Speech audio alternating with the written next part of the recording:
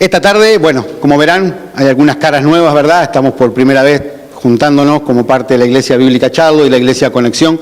Hemos decidido con los líderes por un tiempo juntarnos y compartir este tiempo de alabanza, ya que yo soy el pastor de las dos iglesias, como que tener dos servicios no hacía mucho sentido.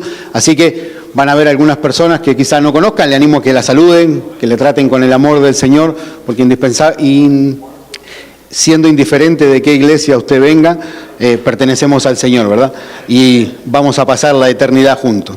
Esta mañana yo estoy súper emocionado porque después de muchos meses puedo volver a predicar versículo a versículo de la Biblia. Juntos vamos a comenzar un estudio expositivo de la carta de Pablo a los Efesios. Y versículo a versículo vamos a estar viendo... me olvidé de algo importante por si a veces tenemos... Me estaban haciendo señas de atrás. Tenemos un sistema de traducción nosotros, si hay alguno que necesite, que nos está visitando, ¿verdad? Que se sienta más cómodo en inglés, entendemos esto, sobre todo para los muchachos, para los adolescentes, ¿verdad? Que están aquí con nosotros. Muchas veces es más fácil para ellos, ¿verdad? El inglés que el español. Entonces tenemos un hermano Mauricio que está atrás, que hace un excelente trabajo arreglando lo que yo trato de decir en español. Así que quédese tranquilo, él arregla lo que yo me equivoco. Pero si usted tiene alguien o vino con alguien que necesita el sistema de traducción, allá atrás donde está la hermana Wanda, Renzo y Marcelo, le podemos dar uno de estos y va a poder escuchar el mensaje en un idioma que le acomode mucho más. Pero dicho esto, déjeme orar y vamos a comenzar. Padre, te damos muchísimas gracias en esta tarde. Gracias por tu amor incondicional y gracias por tu fidelidad. Padre, estar juntos como una sola iglesia, como un grupo de hermanos, adorando, alabando tu nombre, Señor, obviamente es por tu gracia y por tu misericordia. Oramos, Señor, que ahora cuando vamos a abrir tu palabra, cuando vamos a empezar a escudriñar la Escritura, cuando vamos a empezar a desenterrar, Señor, todos esos tesoros que tú tienes para nosotros en tu palabra, oramos, Señor. En primer lugar, queremos confesar nuestras faltas delante de ti. Queremos pedirte, Señor, de que tú nos perdones. Tu palabra es clara, que si confesamos nuestros pecados, tú eres fiel y justo para perdonarnos y limpiarnos de toda maldad. Por eso en esta hora queremos presentarnos delante de ti, Señor, con un corazón puro, con un corazón limpio, para escuchar tu palabra. Que no salgamos de este lugar de la misma manera en la que entramos. Que podamos, Señor, ser exhortados, animados, confrontados, que podamos ser cambiados, Señor.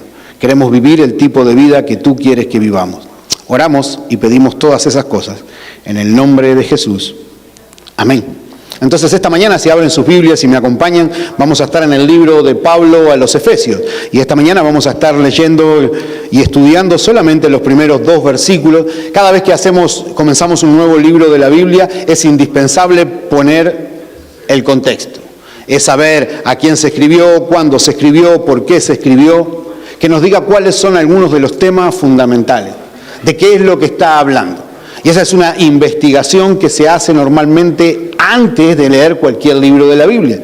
Cuando uno lee un libro de la Biblia y se ha tomado el tiempo, ¿verdad?, de buscar el contexto, de ver lo que pasa, quién lo escribía, de dónde lo escribía, por qué lo escribía. Déjenme darle un ejemplo rápido. Cuando vemos la carta de Pablo a los filipenses, ¿verdad?, y vemos que es llamada la epístola del gozo, porque habla de que tenemos que tener gozo en el Señor, de que podemos tener gozo, del gozo, del gozo, del gozo. Pero cuando estudiamos la historia nos damos cuenta que Pablo escribió esa carta sobre el gozo, ¿dónde? En la cárcel. Y la cárcel, mire que no es como la cárcel de acá. La cárcel de ahora es un hotel 5 estrellas para el lugar donde estaba Pablo. Era un agujero en el medio del piso donde no tenía con qué abrigarse, no tenía, la comida era mala. En ese lugar es donde Pablo escribe esta epístola llamando a los hermanos a que tengan gozo. Entonces esta mañana vamos a hacer varias cosas. Vamos a estudiar estos primeros 2 versículos que son la salutación o el saludo de la carta. Va a ser una breve introducción porque a medida que vayamos avanzando versículo a versículo, cada semana vamos a poder ir agregando alguna otra cosita que nos va a ayudar a entender cuál era la intención que Pablo tenía al escribir esta carta. Y oré un montón antes de comenzar. En nuestra iglesia estábamos en Primera de Pedro, aquí estábamos terminando una serie sobre la iglesia y las actitudes esenciales que tiene que tener una iglesia. Pero la verdad que el Señor dirigió mi corazón a esta carta porque esta es una carta especial. Esta es una carta general, así bien está escrita y entregada a la gente que vivía en Éfeso, podría ser leída en cualquier lugar, en cualquier parte, porque no está atacando ningún problema específico de la iglesia. Pero la epístola de los Efesios es especial, yo digo, porque es un banco, es un lugar donde están las riquezas que el Señor dejó para nosotros. Es un lugar donde vamos a poder extraer promesas, donde vamos a poder extraer mandamientos, donde vamos a poder entender en gran manera lo que Dios hizo.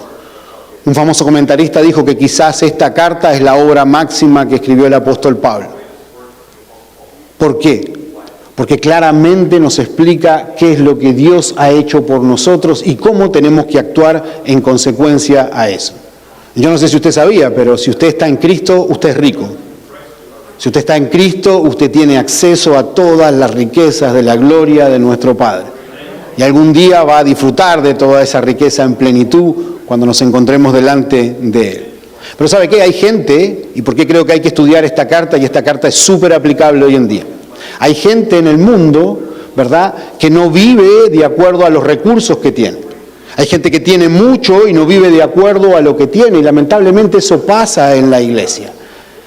Hay, por ejemplo, yo anoté solamente 2 razones por las que creo que la gente vive de esta manera y los cristianos también. Una es por avaricia y otra es por ignorancia. Por avaricia voy a ilustrar los 2 tipos con historias. Por avaricia dicen que aquí en Estados Unidos, ahí en el año 1916, murió una mujer llamada Etty Green. Era una mujer famosa. Era famosa por las cosas equivocadas. Era famosa porque al morir dejó una herencia de $100 millones. Y no estamos hablando del valor de hoy, estamos hablando en 1916. Fue famosa porque dejó esa herencia y al final parece que se la quedó el gobierno, pero también era famosa porque era conocida como la mujer más miserable, más cheap, más económica. No gastaba en absolutamente nada.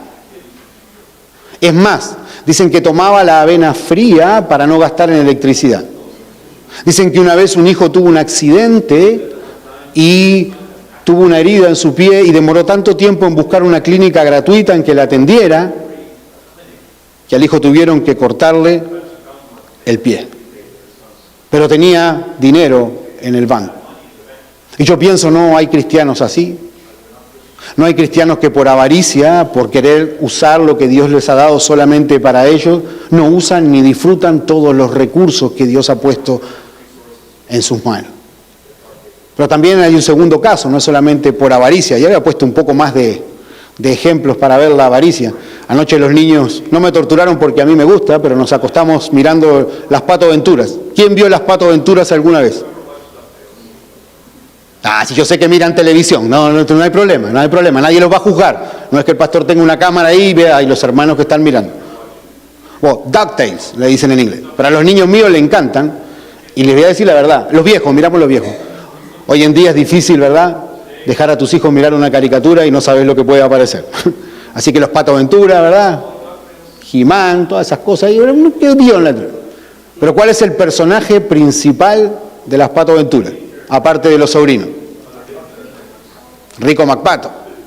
Y si había alguien económico, era él. Era avaro. Bueno, no más que el enemigo. Ya no, vamos a predicar la palabra, no les voy a contar de las caricaturas. Pero entienden la idea, ¿verdad? Entienden que hay gente que tiene recursos y que no los usa por avaricia, por ser miserable, por no querer gastarlo. Y vamos a ver, y esto es lo asombroso, en la cuenta que tenemos en el cielo, lo que usted gasta no se debita de su cuenta. La cuenta se recupera. Pero hay una segunda forma que es de ignorancia. Hay gente que tiene recursos y no los usa porque no sabe que los tiene.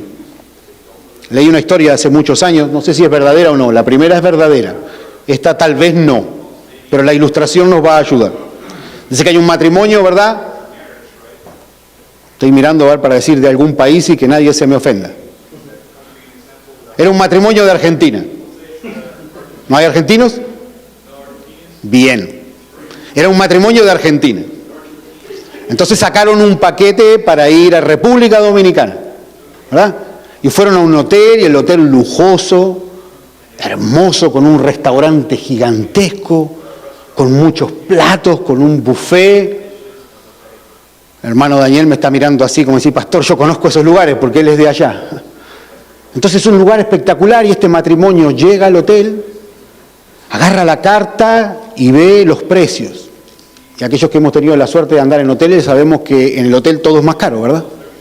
Entonces ellos, para economizar, ¿qué hicieron? Solamente gastaban el desayuno, cereal y agua. Y estuvieron comiendo toda la semana cereal y agua. Y salían a comer afuera, porque si no estaban los hermanos y los amigos en fasting, ¿verdad? Pero cuando van a hacer el check-out, se encuentran con la sorpresa de ¿qué? De que estaban en un all inclusive, de que podían haber comido todo eso porque ya estaba incluido en el paquete. ¿Y por qué no comieron? ¿Por qué no comieron? Pueden hablar, ¿eh? ¿Por qué no comieron? Por ignorancia, porque no sabían. Y hermano, la mayoría de los cristianos, porque voy a ponerme en primer lugar, nos encontramos en esa situación. Tenemos una cantidad de recursos inmensos en Cristo y no lo usamos. Estamos a cereal y agua cuando podríamos comernos todo lo que hay en la mesa en ese hotel y pedir más. ¿Verdad? A mí me encantan los restaurantes, esos que a usted le dan VIP, viene y come, y come, y come. Una vez me invitaron a ese restaurante, no le estoy haciendo publicidad porque es bien caro. Chimas es el brasileño, ¿verdad? Entonces uno va ahí, pone la tarjeta y me invitaron. ¿Verdad? Cuando trabajaba en otra iglesia, pastores americanos tenían más plata que el pastor hispano, así que me invitaron y yo contento fui. Que me gustaba, daba vuelta la tarjetita y venían y carne. Imagínense que así es lo que Dios ha dejado para nosotros. Y si no tenemos cuidado, podemos no conocer por ignorancia lo que Dios nos ha dejado. Puede que por ignorancia, ¿verdad?, no podamos disfrutar de lo que tenemos en el Señor. A mí me gusta ponerle a la serie de mensajes un título porque nos ayuda a recapacitar y a pensar, y me van a estar escuchando, viendo mucho, repitiendo mucho estas cosas estos meses, porque el título de esta serie, si lo tienen ahí en el boletín al principio, se llama En Cristo. Porque cuando leemos esta carta vemos todo lo que tenemos en Cristo. Los capítulos 1 al capítulo 3, como es clásico que Pablo escribe, los primeros capítulos son doctrinales, del capítulo 1 al capítulo 3, él va a recordarnos todo lo que tenemos en Cristo. Y si tienen su Biblia y están conmigo, miremos juntos en el capítulo 1 y quiero leer junto con ustedes algunos versículos. En el versículo 3 dice: bendito sea el Dios y Padre de nuestro Señor Jesucristo, que nos bendijo con toda bendición espiritual. ¿Dónde? En Cristo. Según nos escogió, ¿en quién? En Cristo, para que fuésemos santos y sin mancha en Cristo. En amor, habiéndonos predestinado para ser adoptados hijos suyos según hijos suyos por medio de Jesucristo, según el puro afecto de su voluntad. En Cristo. Todo lo que vamos a ir viendo es en Cristo. En Cristo. De hecho, la frase en Cristo, o una aproximación de esa, se encuentra 15 veces en esta carta. Es el tema central, sin lugar a duda. También va a hablar de la iglesia, también va a hablar del comportamiento, pero en este caso queremos enfocarnos en las palabras en Cristo. Entonces, lo que tenemos en Cristo es riqueza. Y podríamos pensar, ¿verdad?, que hay un banco que se llama En Cristo.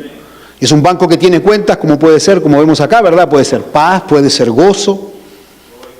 Y esa cuenta, cada vez que sacamos de la paz de Dios, no lo descuentan de su cuenta. Qué lindo sería tener un banco así, ¿verdad? ¿Verdad? Que uno saca dinero y no se lo descuentan de la cuenta. Bueno, así es el banco que tenemos en el cielo con nuestro Señor. En Cristo, en Cristo. ¿Por qué en Cristo es tan importante?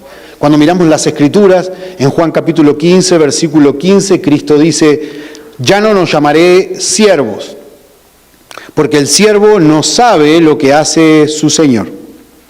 Pero os he llamado amigos, porque todas las cosas que oí de mi Padre os las he dado a conocer. Se equivocó el pastor, no era 15:15, era 15:5. El que dice: apartados de mí o separados de mí, que nada podéis hacer. El domingo que viene vamos a ver si arreglamos lo de los versículos, porque a mí me encanta que sea la palabra la que nos ilustre, incluso cuando me equivoco. Juan capítulo 15, versículo 5, dice: apartaos de mí, nada podéis hacer. Sin estar en Cristo, nada podemos hacer. ¿Qué quiere decir eso? ¿Que yo no puedo hacer nada? No, porque aunque no esté en Cristo, puedo trabajar, puedo comprarme un carro, puedo tener una casa, puedo tener una familia. Pero en Cristo, o sea, apartado de Él, no puedo hacer nada que no sea la voluntad del Señor. Si quiero hacer, por decirlo de la otra manera, si quiero hacer la voluntad del Señor, voy a tener que estar en Cristo. Hechos capítulo 17, versículo 28, dice en la final, porque en Él vivimos y nos movemos y existimos. Apartados de Él, nada podemos hacer. ¿Van entendiendo la importancia de esta carta? Si usted no entiende que tiene que estar en Cristo para hacer, si usted no entiende lo que tiene en Cristo para hacer, no va a poder hacer absolutamente nada. Y de verdad que va a ser como esa familia que tenía el buffet enfrente y vivió a cereal y agua toda la semana. Por eso es tan importante. Hoy vamos a comenzar solamente con los primeros 2 versículos y vamos a hablar un poco del contexto de la ciudad donde esta carta fue entregada. Y si están conmigo ahí, quiero que leamos juntos el versículo 1 y el versículo de número 2.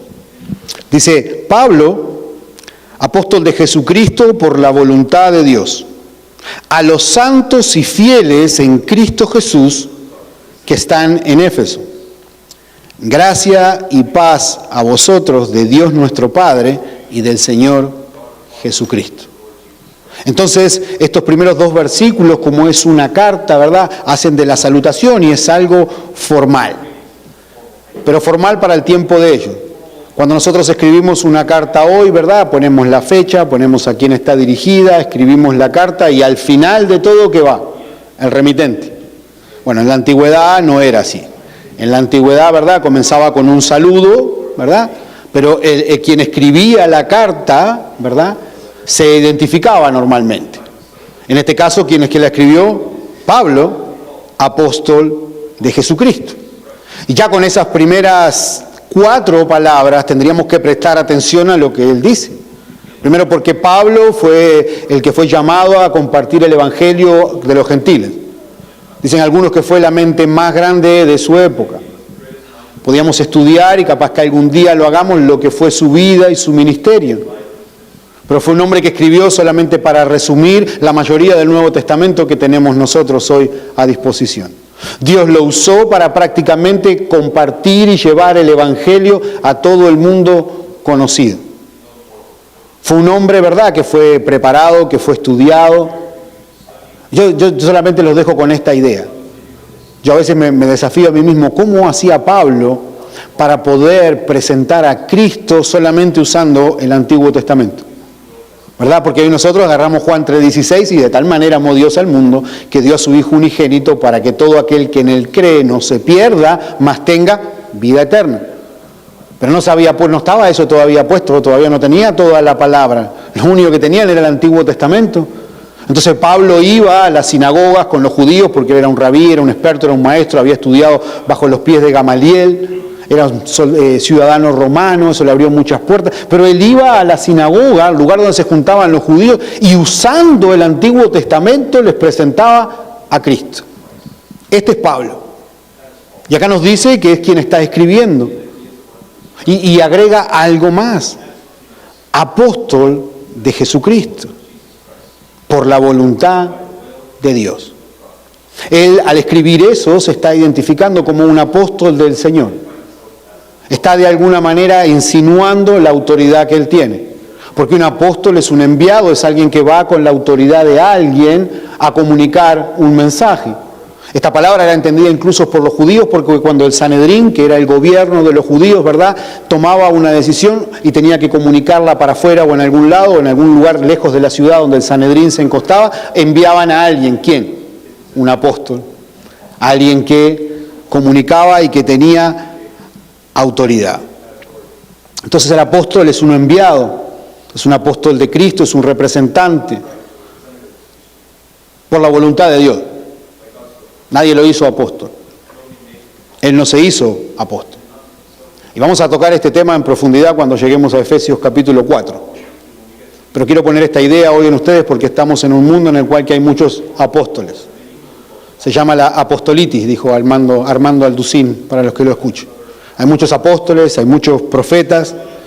¿Hay apóstoles hoy en día? Yo déjenme decirles algunas cosas, ¿verdad? No hubo apóstoles en los últimos 2000 años, hasta hace unos años que comenzó este tema. Ninguno de los grandes hombres de Dios en la iglesia, como Lutero, Wesley, Moody o el misionero Hudson, se llamaron a sí mismos apóstoles. Históricamente no existieron. Pero vamos a ver lo que la Biblia nos dice. Mire lo que la Biblia dice en Efesios capítulo 4, versículo 11, que es un pasaje que la gente que defiende que hay apóstoles usa, pero nosotros cuando lo estudiemos nos vamos a dar cuenta que no es así, ¿verdad? La gente que quiere defender el apostolado en Efesios 4:11 habla de los 5 ministerios o los 5 oficios, cuando en realidad está hablando de personas.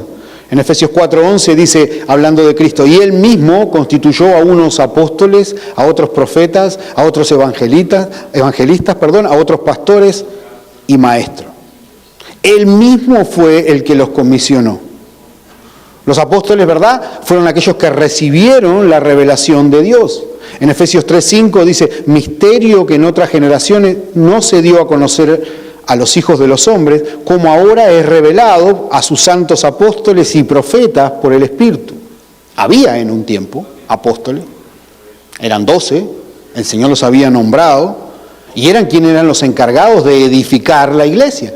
Porque cuando vamos a Efesios 2:20, dice, edificados, hablando sobre la iglesia, sobre el fundamento de los apóstoles y profetas, siendo la principal piedra del ángulo, Jesucristo mismo. La iglesia cuando comenzó fue edificada en el fundamento de los profetas y los apóstoles, porque antes había apóstoles, porque habían sido comisionados con el Señor. Y de verdad que no vamos a profundizar mucho, pero al terminar yo le voy a dar los 3 requisitos que tenía que cumplir una persona para ser apóstol, y vamos a ver cómo nadie los cumple, y no vamos a ir con las citas porque nos iríamos del tiempo. Pero uno de mis predicadores preferidos, el doctor Steve Lawson, dice algo así: no se puede poner un segundo fundamento sobre un fundamento ya existente. No se coloca un fundamento nuevo en el segundo o tercer piso. Su pastor de construcción no sabe absolutamente nada, pero yo sé una cosa. La fundación, ¿cuántas veces se pone en la casa? Animo a cualquiera que ponga una fundación en el segundo piso o en el tercer piso. Entonces la Biblia nos dice que ellos fueron el fundamento, que ellos fueron los que construyeron. Y todavía dice que no se puede poner otro fundamento sobre el fundamento que ya pusieron. Y lamentablemente lo que vemos muchas veces con estos apóstoles y profetas modernos es que están agregando revelación a lo que la Biblia ya dijo. Hermano, Dios habló. Dios habló a través de su palabra, y lo que usted tiene que saber, lo que usted tiene que conocer y lo que le va a permitir a usted vivir la vida que Dios quiere que viva está de Génesis a Apocalipsis. No hay que agregarle, no hay que sacarle. De hecho, hay una advertencia muy, muy grande para aquellos que agreguen o quiten a lo que el Señor le dio. Y yo quería agregar una más: para los que le agreguen, para los que le quiten o para que las que enseñen mal, los que la tuerzan. Nuestro trabajo entonces es conocer. Y déjeme repasarle los requisitos para ser un apóstol, y ya tengo el mensaje de Efesios 4, cuando lleguemos ese día vamos a profundizar. El primer requisito que los apóstoles tenían era haber sido personalmente designados por Jesús. Los 11 fueron designados con Jesús. ¿Alguien escuchó de Matías después de que lo eligieron? No, ¿verdad? Y capaz que entra en la lista de los apóstoles, pero no fue escogido por el Señor. Pablo fue escogido por el Señor, por supuesto. Cuando se encontró cara a cara con él, me dijo, este es Pablo. Dice, soy yo, el Jesús, el que persigues, dura cosa es darte coces contra el aguijón. Él lo comisionó para ser apóstol a los gentiles. El segundo, ¿verdad?, era ser un testigo presencial de Jesús y de su obra y de su ministerio. Y vemos que Pablo pasó un tiempo con nuestro Señor. Y el tercer requisito era haber presenciado la aparición de Jesús después de la resurrección. Entonces estos 3, y les prometo que cuando lleguemos vamos a ver los pasajes que sostienen lo que el pastor está diciendo, pero hoy por razones de tiempo no podemos cubrir eso. ¿Puede haber apóstoles hoy? No. ¿Puede haber profetas hoy? En el estricto sentido de la palabra que la usan, que traen nueva revelación, no. Porque apóstol, de una manera general, somos todos los que somos enviados a algún lado. De hecho, si somos enviados al mundo a predicar la palabra, de alguna manera somos apóstolos enviados de Dios. Profeta soy yo en este momento. Ay, el pastor ya se puso raro, no. Profeta es el que habla la palabra de Dios, el que proclama lo que Dios ha dicho, no el que le agrega, no que tiene una revelación especial. Adivine qué, usted está haciendo el devocional con sus hijos, usted está enseñando la palabra, usted está profetizando. Ahora, cuando tratamos de cambiar el uso normal de la palabra a algo particular, nos encontramos con lo que pasa hoy. Apóstoles y profetas. Hombres que están usurpando la autoridad que solamente el Señor tiene. Veo muchas caras nuevas y algunos que no conozco todavía, espero que no salgan corriendo, que pueda conversar con ustedes. Pero si usted está yendo a alguna iglesia donde tienen apóstoles y profetas, salga corriendo. Apóstoles no hay más. Profetas no hay más. Esos fueron para un tiempo específico. Y déjenme contarles algo que a veces a los papás cuando nuestros hijos hacen algo nos llena de orgullo, ¿verdad? Bueno, salimos hoy, fue cómico porque es la primera vez, creo que en mucho tiempo, que tengo iglesia tan tarde en la tarde. Entonces los niños se levantaron a las 9 de la mañana y dicen, papá, ¿nos dormimos o no dormimos? Y yo sentado, no, tranquilo, que hoy la iglesia vamos a la tarde, no se abraza. Entonces cambiamos un poco los planes, desayunamos juntos y el Señor proveyó un McDonald's que queda bien cerca y yo les había prometido que íbamos a ir a McDonald's. Fuimos a McDonald's y llegamos acá y eran como la 1:15, todavía no había llegado ni Rafael.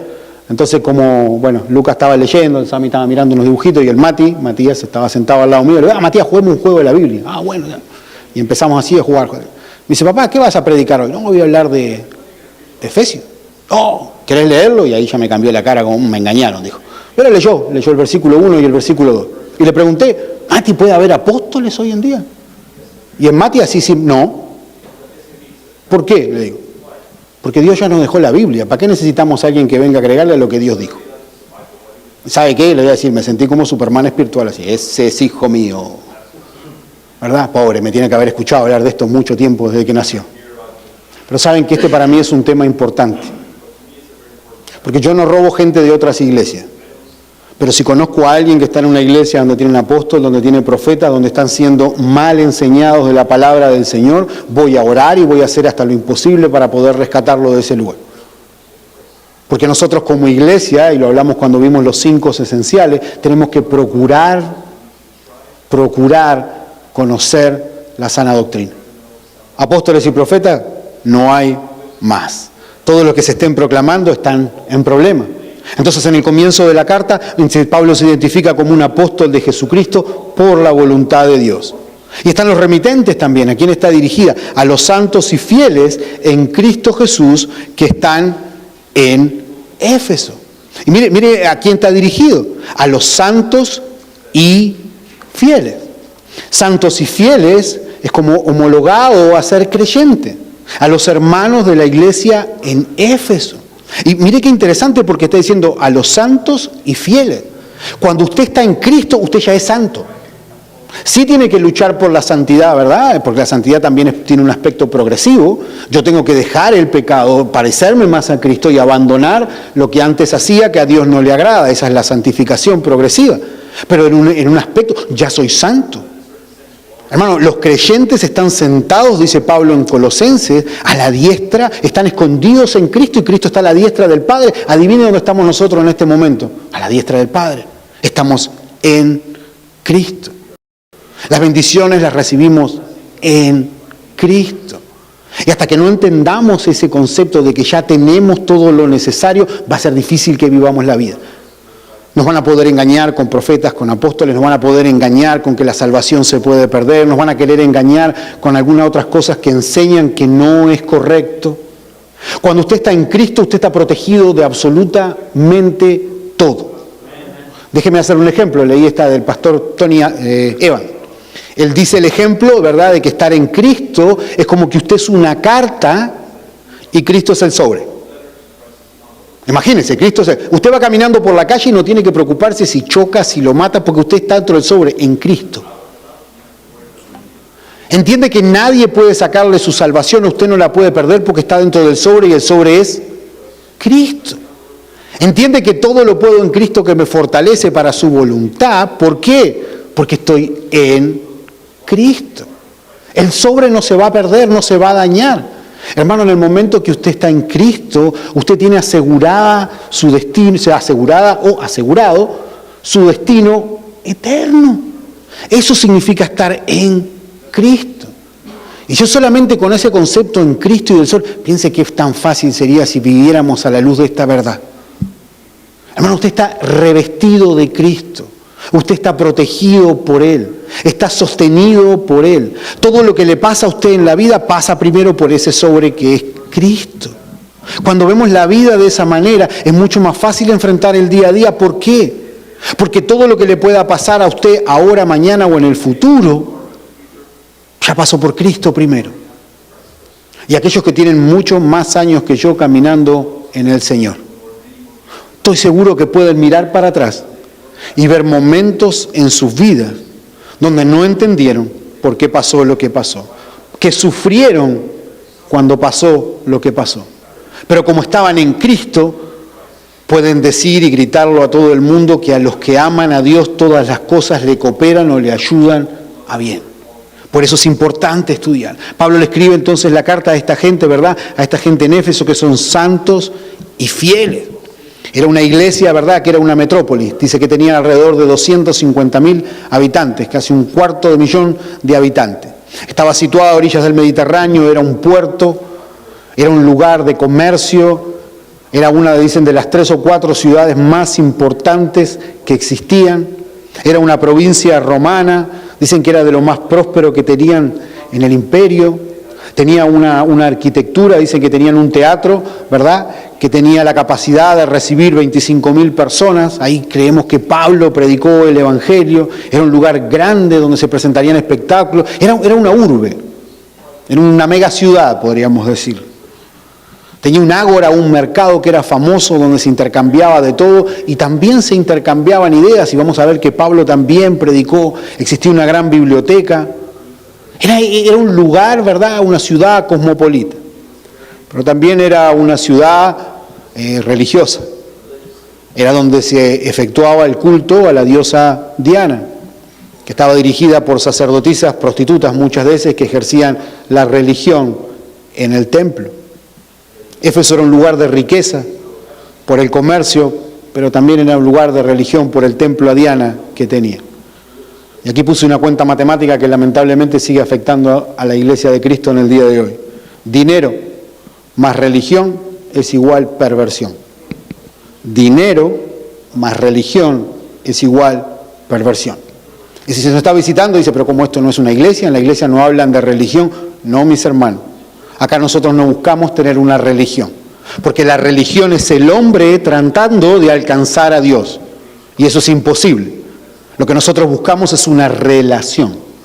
Nosotros no queremos tener una religión con Dios, queremos tener una relación con Él. Y es más, Él es el que quiere tener la relación con nosotros y el que permite todo lo necesario. Eso es exactamente lo que había en Éfeso. Había mucho dinero, había religión y por lo tanto había perversión. Entonces Pablo escribe a esta iglesia, a estos hermanos, porque están en medio de una sociedad pagana. Están en medio de un lugar donde va a ser difícil brillar, como dice Pablo en Filipenses, como luminares en el mundo. Va a ser difícil.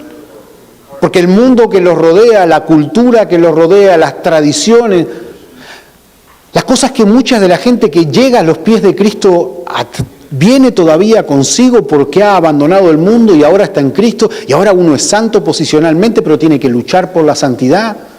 Ahora uno ha sido libertado del poder del pecado, pero muchas veces se hace sumiso otra vez al poder del mismo. Recordemos lo que Pablo dice en Romanos 6. Yo soy el que escojo poner mis cuerpos, mis miembros, en sumisión al pecado. En el momento que uno es salvo, es liberado de la paga del pecado porque yo no voy a pagar por lo que hice. Es liberado del poder del pecado porque ahora yo soy el que escojo. Todavía seguimos luchando con la presencia del pecado, porque la presencia del pecado solamente va a ser eliminada cuando estemos en la gloria. En esa biblioteca, en ese lugar, vemos que Pablo tuvo algunas de las conversaciones más duras que se hayan podido tener, algunos de los debates más grandes que él pudo tener. Y mire, si me acompañan, vamos a mirar, en Hechos capítulo 17 al 19 es donde la historia del comienzo de esta iglesia aparece. En Hechos 19, de 17 al 20, les voy a dar un tiempito para que estén conmigo, vamos a terminar esta mañana, me va a costar cambiar de la mañana, esta tarde, vamos a terminar con cómo comenzó la iglesia, con algunas características de la iglesia y algunas cosas que pasaron cuando la palabra de Dios es predicada en una ciudad, aunque sea una ciudad pagana como Éfeso. Pablo estuvo en Éfeso y en Hechos capítulo 19, versículo 17 al 20, nos dice lo siguiente.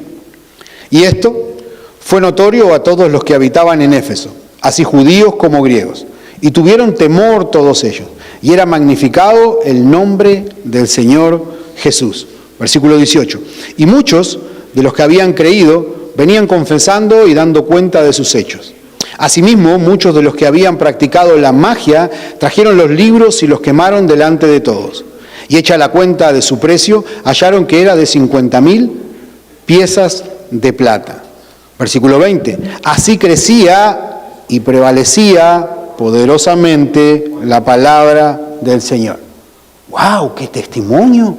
A pesar de estar en una ciudad pagana, a pesar de estar en una ciudad donde el dinero y la religión pervertían, donde la gente estaba normalmente alejada de Dios, donde lo que usted se pueda imaginar sucedía, en ese lugar Pablo llega a ese teatro, predica la palabra, hay gente que se convierte, que abandona a los ídolos, la magia, y queman los libros por un precio enorme, y el versículo 20 nos dice, y así crecía y prevalecía poderosamente la palabra del Señor. ¿Sabe lo que hubo en Éfeso? Un avivamiento. En Éfeso hubo un avivamiento. Porque el avivamiento, hermano, no es que la gente llene la iglesia, no es que se prediquen solamente mensajes evangelísticos. Cada vez que usted ve el concepto de avivamiento en la Biblia, adivine qué es. Es una vuelta del pueblo de Dios o de los inconversos a la palabra de Dios. Eso es. Cuando quiere un avivamiento en la iglesia, traiga la palabra de Dios central. Cuando la gente vuelve a la palabra de Dios, eso es un avivamiento. La palabra los transforma, los cambia. A mí me imagino que todos alguna vez hemos ido a alguna iglesia católica, ¿verdad? Bueno, la iglesia católica no tienen púlpito. En las iglesias antiguas el púlpito, ¿dónde estaba? Estaba en una esquina, ¿verdad? Y en un lugar alto. ¿Qué fue lo que los reformadores hicieron en primer lugar?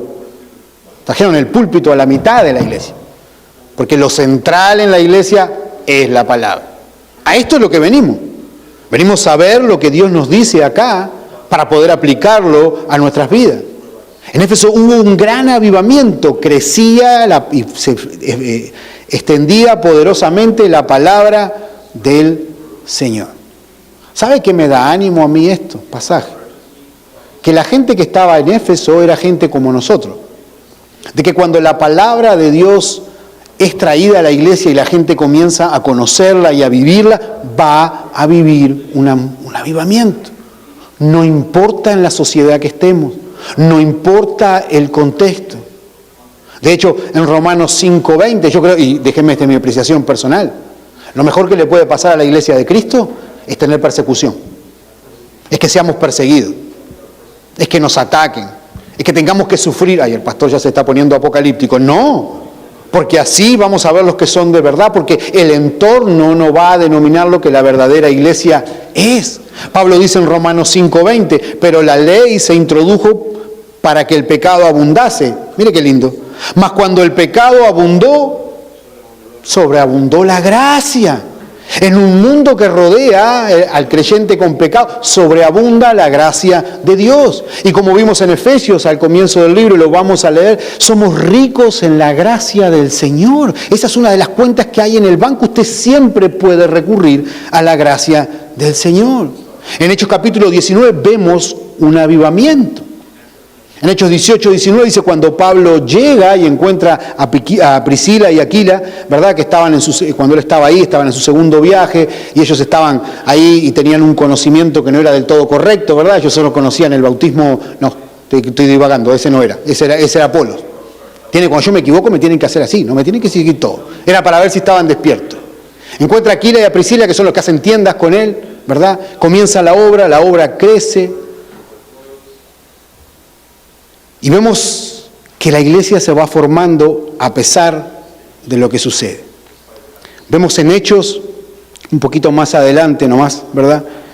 Que cuando comenzó todo este avivamiento, comenzó con un grupo pequeño. En Hechos 19:7 dice que eran por todos unos 12 hombres. ¡Wow! Este avivamiento comenzó con 12. Y yo era muy bueno en matemática, pero veo mucho más que 12 en esta tarde. Pablo después se fue al salón de Tirano, otro lugar de enseñanza, y siguió predicando. Y dice en Hechos 19, 11 y 12, hacía Dios milagros extraordinarios por manos de Pablo, de tal manera que aún se llevaban a los enfermos los paños o los delantales de su cuerpo, y las enfermedades se iban de ellos y los espíritus malos salían. Ahora no quiere decir que tenga que pasar algo sobrenatural para que haya un avivamiento. De hecho, ¿sabe lo más sobrenatural que es? Es que Dios tome una persona muerta en delitos y pecados y la traiga a vida. Ese es el milagro más grande. No que se arreglen los pies, que los ciegos vean. Pero en esa época, ¿qué era lo que ellos no tenían que nosotros tenemos ahora? La palabra del Señor, hermano. Ya no es necesario ahora que tengamos que ver cosas extraordinarias para creer. ¿Verdad? ¿Por qué? Porque tenemos la palabra de Dios. Esto es lo que nos va a cambiar. No es necesario ver algo. Ojo, paréntesis. Pastor Gustavo no está diciendo que Dios no pueda sanar, porque mi Dios sana, pero cuando Él quiere. Dios da. Lo que usted quiera, lo que usted necesite, Dios lo va a dar. Lo que usted necesite, no lo que quiera. Entonces, ¿qué podemos hacer? No tenemos que poner a Dios en una cajita diciendo, oye, el pastor dijo que Dios no hace. No, hermano. Dios puede darle vista a un ciego. Dios puede sanar un cáncer que para los médicos es terminal, pero para Dios no. Y Él lo sana. Pero hoy no necesitamos de estas manifestaciones extraordinarias para poder creer. Pablo defendiéndose, ¿verdad?, cuando estaba ahí, y esto es lo que él hizo y es lo que tenemos que hacer nosotros, porque él estuvo como 2 años, creo, en Éfeso más o menos, dice ahí Hechos 20:19, y estas son las cosas que Pablo hizo. En el 20:19 dice que él, sirviendo al Señor con toda humildad y con muchas lágrimas y pruebas que me han venido por las acechanzas de los judíos. Hubo un avivamiento, hubo un crecimiento. Leí Hechos 20:19. Hubo una vuelta de la gente a la palabra del Señor, hubo gente que se convertía, hubo milagros, pero mire que no fue sin costo. Él sirvió con humildad y con lágrimas de pruebas, dice Hechos 20:19. O sea que para que vaya entendiendo, para que haya avivamiento del Señor y una vuelta a la palabra nos va a costar. Es que le va a costar. Ser creyente en este tiempo le va a costar. Si usted realmente quiere servir y adorar a Dios y hacer lo que le va a costar. Le va a costar las risas de su familia, le va a costar el odio de sus compañeros, quizá le cueste un trabajo, quizá le cueste una relación, quizá le cueste una enfermedad, que a veces Dios pone enfermedades en nuestra vida para que le podamos dar gloria. Pero la verdad, hay una cosa que he tratado de enseñar a mis niños desde el día 1, que puedo hablarles, es que hay solamente una persona en el mundo, solamente una, a la cual yo tengo que agradar, y ese es a Dios. Yo no tengo que agradar a los hombres, yo no tengo que agradar a mi maestro, yo no tengo que agradar a alguien que no es el Señor. Durante esos 2 años, ¿qué fue lo que Pablo hizo? ¿Qué fue lo que enseñó? En Hechos 20:21 vemos que Pablo hacía esto. Dice que testificando a judíos y a gentiles acerca del arrepentimiento para con Dios y de la fe en nuestro Señor Jesucristo. ¿Qué fue lo que testificó? ¿Qué fue lo que predicó? Arrepentimiento para con Dios y fe en nuestro Señor Jesucristo. ¿Y qué es el arrepentimiento? Tenemos un concepto tan equivocado, mis hermanos, del arrepentimiento. Arrepentirte no es sentirte mal porque hiciste algo y te descubrieron. El arrepentimiento genuino, el que Pablo predicó, era para que Dios usara su palabra, lo que él enseñaba, para compungir sus corazones, para que se transformaran. La palabra en griego para arrepentimiento es metanoia y literalmente significa cambiar de dirección. Yo voy para allá, pero cuando me arrepiento voy para el otro lado. ¿Verdad?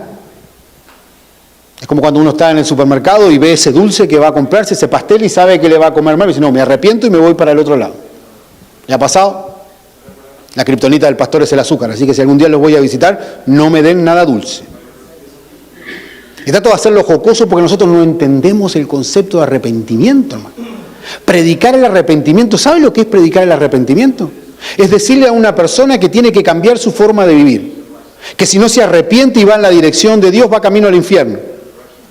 Porque ahora ya no se puede hablar del infierno, estamos tan sensibles. No se puede hablar de cosas que ofendan a la otra persona. A veces hablamos cosas que ni siquiera ofenden y la gente se ofende igual, ¿verdad? Y no podemos controlar que la otra persona se ofenda o no se ofenda. Lo que sí puedo controlar es la verdad que sale de mis labios. Y el Señor nos manda a que prediquemos a toda criatura que se arrepientan. Hay en Hechos también que se arrepientan y que vuelvan hacia el único Dios verdadero. Arrepentimiento y fe en Jesús. ¿Qué es tener fe en Jesús? Tener fe en Jesús significa que yo creo que Él vino a esta tierra, vivió una vida perfecta, murió en la cruz, al tercer día resucitó y que cuando yo creo en lo que Él hizo, puedo recibir la salvación que Él me da y que ahora yo tengo vida eterna. Eso es tener fe. Una persona que ejerce la fe salvadora en Cristo y entiende de lo que el Señor lo ha salvado y cómo lo ha salvado, jamás va a tener duda de su salvación, jamás. Porque entiende que fue quitado de sus espaldas, de sus hombros, un peso que Él no podía pagar. Predicó también, nos dice en el 20:27, que ha predicado el reino de Dios. En el 27 nos dice que Él no ha rehuido anunciaros todo el consejo de Dios. Y nos fuimos un poco del comienzo de la carta porque ya vimos quién es Pablo, ya vimos quién la recibió. La semana que viene vamos a arrancar con el contenido. Vimos que no hay apóstoles, pero quiero animarlos a que lo que pasó en Éfeso puede pasar en esta ciudad también. Pero tiene que empezar por adentro. Tiene que empezar por uno mismo. En el 20:27 Pablo dice que no rehuido, anunciaros todo el consejo de Dios. Ojalá marquemos la palabra todo y no solamente lo que nos conviene. Todo el consejo de Dios es que yo tengo que hablar del pecado. Yo tengo que hablar las cosas que a Dios no le gustan para que Dios nos ayude a que no lo sigamos haciendo. Eso es todo el consejo de Dios. Lamentablemente estamos en una cultura que se enseña parte del consejo de Dios. Jesús es tu padre, no tu compadre. Tenlo claro. Tú no estás a su nivel. Tú no tenés nada que ofrecerles. Más, en Isaías dice que nuestras obras de justicia son como trapos de inmundicia delante de Él. No es tu igual. Esto es como que, no sé, a veces me ha tocado lidiar con papás y con niños, ¿verdad? Que creen que los hijos son los amigos. Tu papá no es tu buddy, es tu papá. Y también eso se ha pasado un poco en la iglesia. Yo respeto, ¿verdad? Porque hay hermanos cariñosos que dicen papito Dios, Abba, papito. Yo sé que pueden expresarlo. A mí no me gusta el Dios creador del universo decirle papito. Para mí es mi padre. Para mí es un Dios que es amor, pero la Biblia también dice que es fuego consumidor. La Biblia también dice que Él nos ama, que envió a su único Hijo a morir por nosotros, pero también dice que Él no va a tomar por inocente al culpable. Y que cada uno va a tener que dar cuentas de lo que haya hecho delante de Él algún día. Eso es anunciar todo el consejo de Dios. No solamente lo que me conviene, no solamente lo que me agrada, no solamente lo que me hace sentir bien. Estaba pensando en feeling good. Porque la verdad que lamentablemente hay muchos lugares donde se llaman iglesia, que uno entra y sale mucho mejor de lo que entró. Si usted viene a la iglesia del Señor y la palabra de Dios es expuesta, obviamente que usted va a sentirse animado por las verdades que están ahí. Pero también usted va a sentir confrontado en cosas que no está haciendo. O en cosas que está haciendo que no debería hacer. Eso es todo el consejo de Dios. Y lleva tiempo. Esto no es un mensaje, esto no es 2 sermones, esto no es una serie. Pablo anunció y lo hizo esto por 2 años. 2 años. Y para los que somos ya parte de la familia, vayan pensando que probablemente pasemos como 1 año en la misma carta de Éfeso. De hecho, entre paréntesis, les quiero dejar, iba a mandar un mensaje al WhatsApp en la semana, les quiero dejar el desafío de que la lean. ¿Saben cuánto tiempo se demora en leer Efesios? 20 minutos. Tiene 6 capítulos. Si es muy flojo, puede leer un capítulo por día. Yo creo que 20 minutos puede separar, ¿verdad? Y leerlo durante la semana. Léalo, medítelo, piense, estúdielo. Porque esta carta le va a ayudar a identificar cuáles son sus riquezas en Cristo. Una vez más, es súper fácil la división de esta carta. En el capítulo 1 y el capítulo 3 usted va a ver doctrina. Son se puede dividir en dos: indicativos y mandatos. Indicativos, en el capítulo 1 y el capítulo 3, ¿qué nos dice? Nos indica, indicativos imperativos, para poner los dos con I. Capítulo 1 y el capítulo 3 son indicativos. Nos indica lo que Dios ya hizo. Él nos salvó, Él nos escogió, Él nos selló, fuimos adoptados, tenemos la herencia del Espíritu Santo, y estoy diciéndolo de memoria, todas esas cosas lo que ya tenemos en Él. Tenemos acceso a todas las bendiciones espirituales, en los lugares celestes, todo eso tenemos. Pero del capítulo 4 en adelante empiezan los imperativos. ¿Y los imperativos qué son? Son lo que yo tengo que hacer.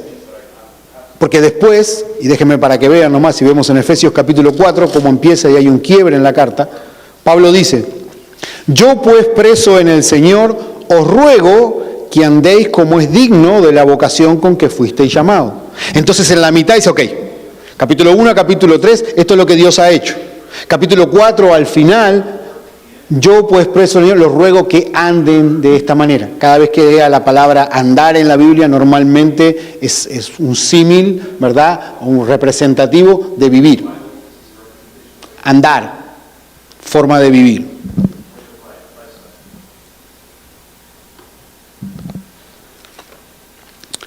Este viaje que estamos comenzando, ojalá nos lleve a que suceda lo mismo que sucedió en la iglesia de Éfeso, o lo que pasó en esa ciudad. Hubo un verdadero arrepentimiento, hubo un verdadero avivamiento. Y no tenemos tiempo porque tampoco nos vamos a ir del texto, pero si les animo a que lean Hechos, ¿verdad? El capítulo 17 al 20, y vean cómo hay algunos componentes del verdadero arrepentimiento. En Hechos 19, 17 al 20, vemos en el versículo 17 que magnificaban el nombre del Señor. Cuando la gente vuelve a la pasada de qué, vamos a mirar lo que tenemos unos minutitos juntos. Hechos capítulo 19.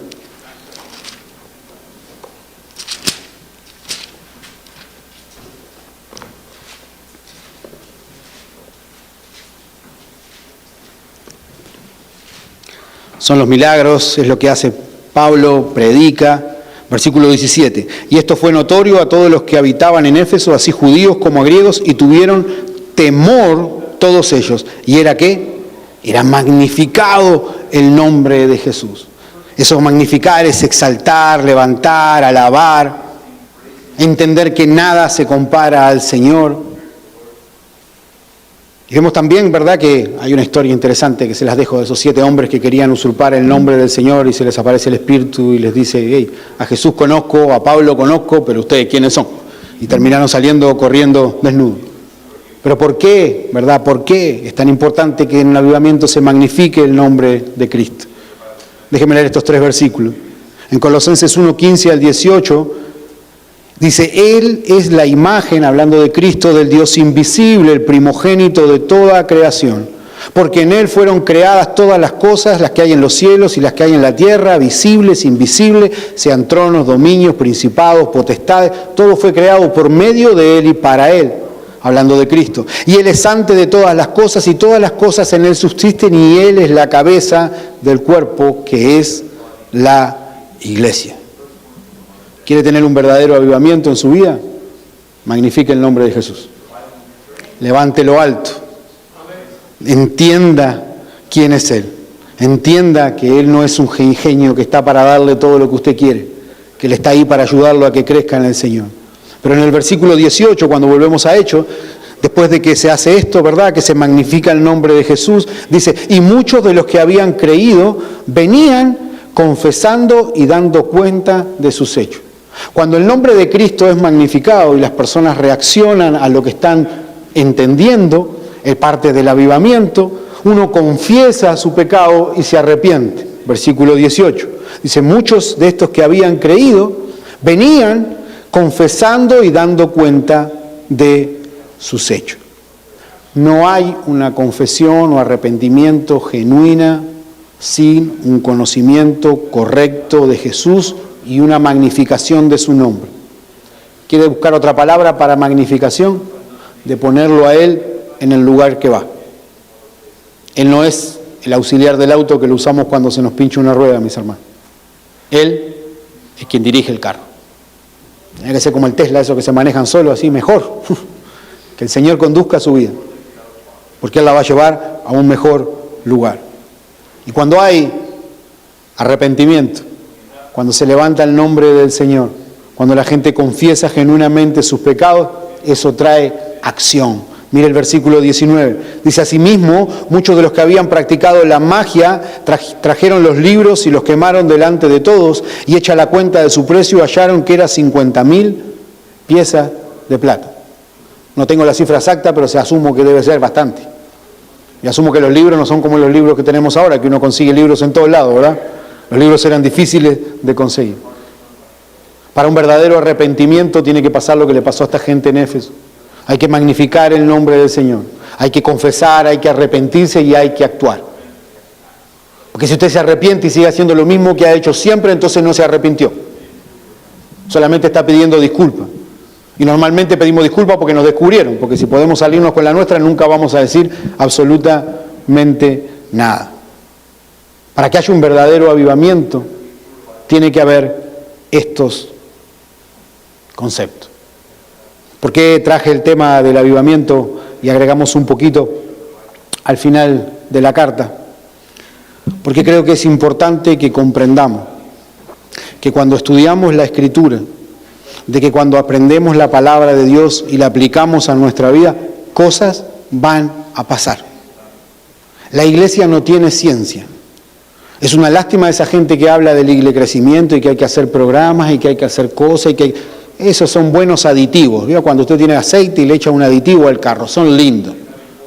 Pero lo único que nosotros necesitamos para nuestras vidas y para la iglesia es tener la palabra de Dios abierta, estudiarla, aprenderla y obedecerla. ¿Y sabe qué? Cosas van a pasar. Cosas van a pasar en su vida. Cosas van a pasar con sus hijos. Cosas van a pasar con su familia. ¿Verdad? En Hechos 16:33, cuando el carcelero dice: ¿qué tengo que hacer para ser salvo? Solamente cree y serás salvo tú y tu familia. ¿Que eso fue una salvación para todos? No, mis hermanos. Pero cuando la salvación entra a un hogar, cuando hay uno en la casa que entiende el poder del Evangelio, lo comparte y lo vive, la salvación se extiende al resto de los lugares. Yo les prometo algo. Por los siguientes, no voy a decir 6 meses porque les mentiría. Por el siguiente tiempo, vamos a estar estudiando esta carta. Y yo voy a hacer mi máximo esfuerzo, semana tras semana, para poder venir y con toda confianza decirle: esto es lo que dice el Señor. Y lo que les pido a ustedes como iglesia es que me acompañen semana tras semana y que dejen que la palabra de Dios los transforme. Que cuando vea algo que no entienden, que vengan y que pregunten. Veo acá y conozco a algunos y otros no, pero esta iglesia, porque somos 2 juntas en este momento, tiene la bendición de tener personas que son maduras espiritualmente. Personas a las que usted puede recurrir por consejo. Y sabe que es lo más lindo de la Biblia. Y que cuando uno la empieza a estudiar, uno se da cuenta que en realidad no sabe absolutamente nada.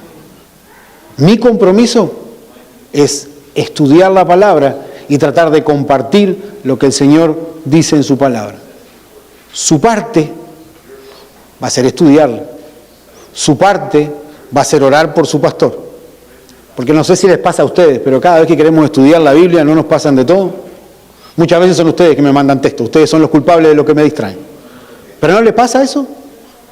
Que un niño se enferma, que algo pasa. Porque tenemos un enemigo, lo vamos a ver en Efesios capítulo 6, que no quiere que la iglesia estudie la palabra. Van a pasar un montón de circunstancias y de situaciones. Pero yo les prometo algo, mis hermanos. Cuando terminemos el estudio de esta carta, si usted aplica lo que vamos aprendiendo, su vida va a ser transformada. Su hogar va a ser transformado. La iglesia va a ser transformada. Y no se asuste si en unos meses somos mucho más de los que somos ahora. Amén, gloria al Señor. Tampoco se asuste si en unos meses somos menos de lo que somos ahora. También, gloria al Señor. Porque el Señor va a poner y va a quitar lo que Él tenga que hacer. Y les estoy diciendo esto como modo de advertencia. Porque cuando uno predica y enseña la palabra del Señor, de verdad que cosas pasan. Y podemos descansar en que a los que aman a Dios, todas las cosas le ayudan a bien. Vamos a orar. Padre, te damos muchas gracias, Señor, por esta tarde. Gracias por este tiempo, Señor, que podemos comenzar, Señor, a estudiar estos pasajes, esta introducción a la carta. Yo te ruego, Señor, que juntos como iglesia podamos disfrutar de las riquezas que tenemos en ti. Yo te pido, Padre amado, de que tú nos des la fortaleza necesaria, nos des el deseo, las ganas de cada día poder abrir tu palabra, de que cada domingo vengamos con la expectación a tu casa de saber lo que tú nos estás hablando. Y oro, Señor, porque en los siguientes meses, sea yo o sea otra persona que está entregando tu palabra, tú lo puedas usar, Señor, como un vocero, como tu profeta, como alguien que comunica fielmente tu palabra, porque es ella la que nos va a cambiar, es ella la que nos va a transformar. Oro, Señor, de que como iglesia afrontemos con temor y temblor el desafío que tenemos por delante, sabiendo que quizá al estudiar tu palabra nos encontremos con cosas que no son lo que pensamos que eran, o cosas que hacíamos que no debemos hacer más, o otras que no hacíamos que debemos hacer aún más. Pero Padre, queremos glorificar tu nombre, y queremos que a través del estudio de la palabra, Señor, tú puedas bendecirnos con nuevas personas. Oramos, Padre, de que tú puedas traer a esta tu iglesia personas que necesiten conocerte, personas que necesiten, Señor, encontrarse contigo, descubrir la salvación y las riquezas que hay en Cristo. Gracias por este tiempo, Señor, y te pedimos todas estas cosas en el nombre de Cristo Jesús, nuestro Señor. Amén.